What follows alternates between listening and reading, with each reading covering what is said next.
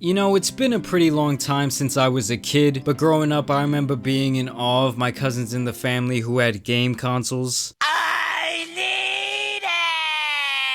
One of my sets of cousins had an N64, the other ones had the PlayStation 1. I remember going over to their house and playing Super Smash Bros. Or watching my older cousins playing Twisted Metal. This meant staying the night at my aunt's house was almost like being at the arcade. We'd stay up all night on the N64 playing Super Smash Bros. Or cruising the world. Just anything we had rented from Blockbuster by that day. Those were some of my fondest memories, staying up until the sun came up, you heard the birds chirping, you knew your mom was gonna be pissed when she picked you up. But strangely, despite this infatuation, I don't remember asking my parents for a console. I mean, granted, I probably did, but those years are pretty hazy. I was still out here on recruit level. So imagine my surprise when a console was the first thing to show up in my household when my sister and I unwrapped a PlayStation 1 at my grandma's house on the Christmas of 2002. I was 6 years old and I still remember unwrapping that PS1 that came along with like 4 or 5 good games. And yes, before you leave a comment, I do know that the PS2 was already out at this time, but we weren't exactly bathing in money, and I was only 6, my sister only 9, so what I'm trying to say is we were lucky as fuck to get what we got. Thank you, mom and dad. I just know how kids are today, they always have to have the newest thing, and it's because you're all constantly comparing yourself to each other at a very young age. It's not even your fault that this device kills your young brain cells. In my opinion, these things should have an age restriction, because it really is a double-edged sword, the cell phone, and a lot of people take that for granted. Luckily, when I was growing up, kids could still be kids and have a lot of individuality and imagination. We weren't just stuck inside all day on tablets. I honestly do feel bad for today's generation who has to grow up pretty fast in a lot of ways, but that's another story for another day.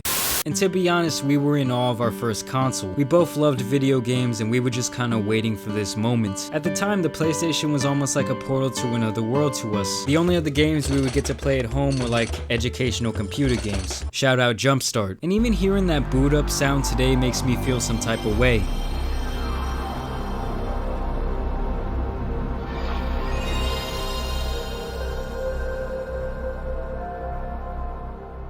The first game we grew infatuated with was Crash Bandicoot Racing, because for one, it was the only game we both actually enjoyed, and we could both play split screen. So you pesky earth slugs like to race, eh? Well, nitrous oxide, I'm the fastest racer in the galaxy. We put in so many hours into this game to beat the final boss. That bastard just has to drop so many potions with his fat secretary ass. And I don't care what anyone says, you can leave me a hate comment, but I'm gonna take this game with this controller over Mario Kart N64 any day. Not that Mario Kart N64 isn't fire, but this game was just way ahead of its time.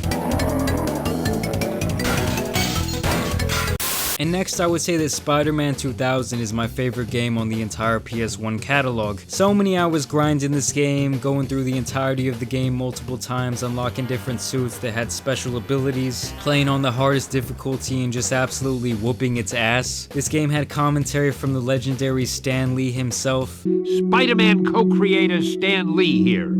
Once again, we find our hero Peter Parker, better known around the world as the amazing Spider-Man, in a heap of trouble. And if that doesn't scream dope-ass game, I really don't know what does. The boss battles were awesome, capped off by still one of my favorite moments in video game history.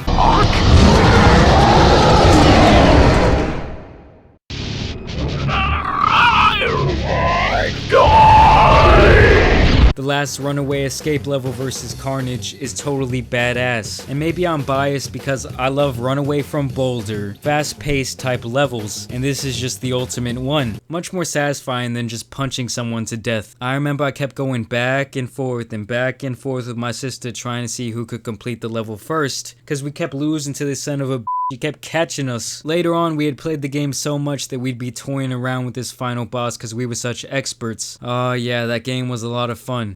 My other top two have to be Spyro and the entire Crash Bandicoot series. I like the open world nature of Spyro, and adversely, the arcade style 3D scroller that was the Crash Bandicoot series. To me, Crash Bandicoot was like Super Mario Deluxe, but on steroids, and that was a good thing. Other notable games on the system that come to mind include this Buzz Lightyear game, this X-Men fighting style game, 101 Dalmatians, Frogger, Battle Hunter, Scooby-Doo Cyber Chase, Emperor's New Groove, Harry Potter, and of course, a few shitty sports games.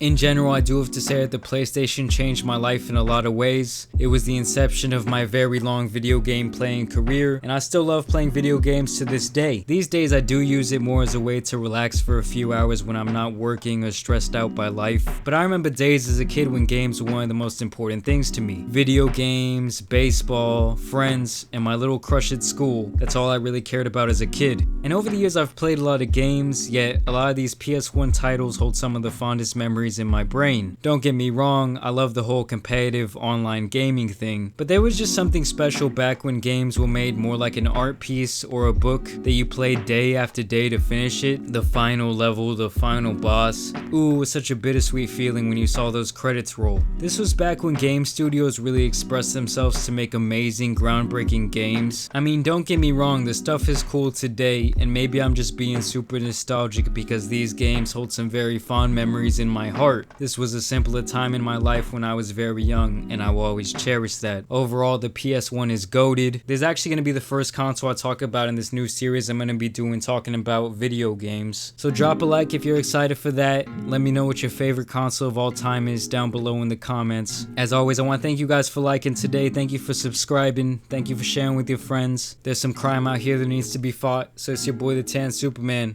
and I'm out. Peace.